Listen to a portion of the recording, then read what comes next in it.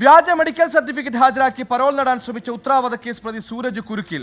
പിതാവിന് ഗുരുതര രോഗമുണ്ട് എഴുതി ചേർത്ത പൂജപ്പുര സെൻട്രൽ ജയിലിൽ സർട്ടിഫിക്കറ്റ് ഹാജരാക്കിയതിൽ പോലീസ് കേസെടുത്തു.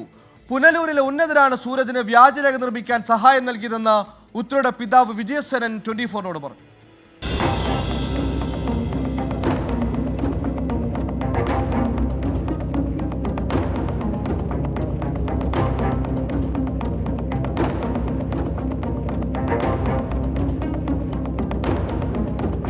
ഉത്രയെ പാമ്പിനെ കൊണ്ട് കടുപ്പിച്ച് കൊലപ്പെടുത്തിയ കേസിൽ ജയിലിൽ കഴിയുകയാണ് സൂരജ്. പരോൾ കിട്ടാൻ സമർപ്പിച്ച മെഡിക്കൽ സർട്ടിഫിക്കറ്റ് ജയിൽ അധികൃതർ വിശദമായി പരിശോധിച്ചു.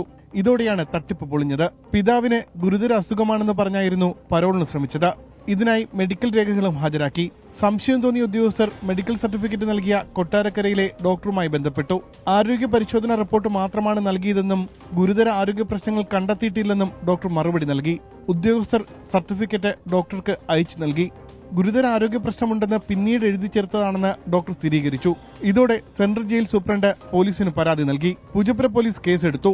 കോടതിയെ തെറ്റിദ്ധരിപ്പിക്കാനും പ്രതികൾ നേരത്തെ ശ്രമിച്ചിട്ടുണ്ടെന്ന് ഉത്രയുടെ പിതാവ് വിജയസേനൻ.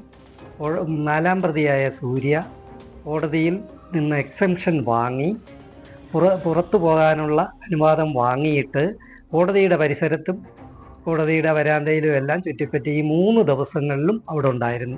അങ്ങനെ കോടതി കബളിപ്പിച്ചു. ഭാര്യയെ പാമ്പിനെ കൊണ്ട് കടുപ്പിച്ച് കൊലപ്പെടുത്തിയ കേസിൽ ഭർത്താവ് സൂരജിന് ജീവപര്യന്തം കഠിന തടവാണ് കോടതി വിധിച്ചത്. 2021 ഒക്ടോബർ 13-നാണ് കോടതി 17 വർഷം തടവും ശേഷം ജീവപര്യന്തം തടവും വിധിച്ചത്.